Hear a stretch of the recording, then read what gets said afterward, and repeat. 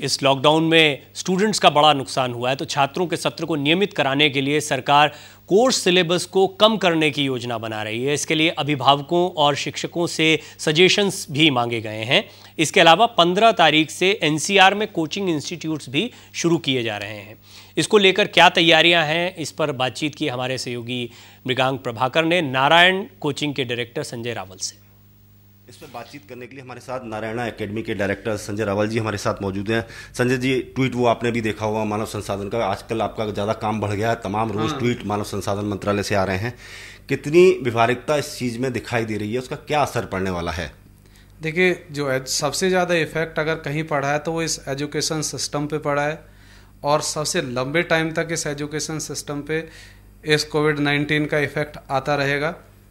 जैसा कि सरकार की गाइडलाइंस भी हैं, सबसे लास्ट में ये सेक्टर ओपन होने वाला है। तो अगर हम सिलेबस कंप्लीट करने की बात करते हैं तो बहुत डिफ़िकल्ट है, सिलेबस रिड्यूस करना ही पड़ेगा, नंबर एक। दूसरा क्वेश्चन ये, कितना हम सिलेबस रिड्यूस करें।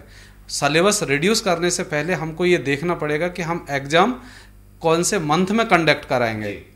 तो अगर आप जेईई मेंस जो नेक्स्ट ईयर स्टूडेंट के लिए जनवरी में कंडक्ट कराएंगे, तो क्या हम उसके लिए भी सिलेबस कम रिड्यूस करेंगे?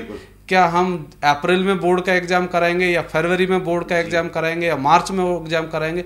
तो पहले हमको एक डेडलाइन देखना होगा कि हम कब तक एग्जाम कराएंगे और हम कब स्कूल ओपन कर सकते हैं, कितने हमारे पास वर्किंग आवर्स होंगे, उसके हिसाब से हमको कितना सिलेबस रिड्यूस करना चाहिए, नंबर 1।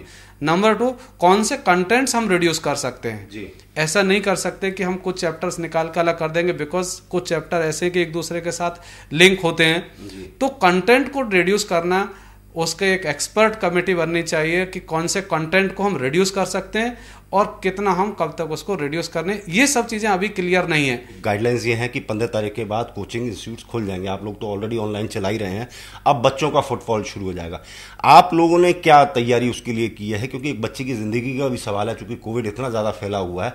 आप लोगों ने विशेष रूप से क्या तैयारी कर रखी है? देखिए, इस सबको देख करके हमारे जो मैनेजमेंट अपर मैनेजमेंट है, हमारे मैनेजिंग डायरेक्टर हैं, सब लोगों ने कुछ अपनी गाइडलाइंस बनाई हैं, और उन गाइडलाइंस में कई सारे प्रोविजंस लिए हैं, कई सारे इंफ्रास्ट्रक्चर चेंजेस करने के लिए हम लोगों ने प्लान किया है। एंड कुछ सेंटर्स पे हम लोग ऑलरेडी इनिशिएट कर चुके हैं कि हम सैनिटाइजिंग चैम्बर्स बना रहे हैं। जब भी बच्चा हमारे सेंटर के अंदर आएगा तो वो पूरा कंप्लीट सैनिटाइज होकर आएगा।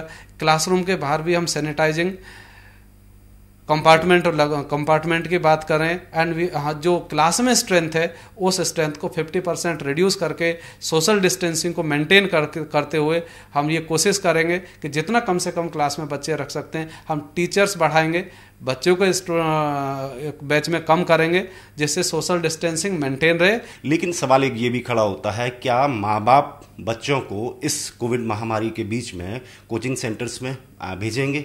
ये भी अपने आप में एक सवाल है। इस समय कैमरामैन ललन के साथ मृगांक प्रभाकर।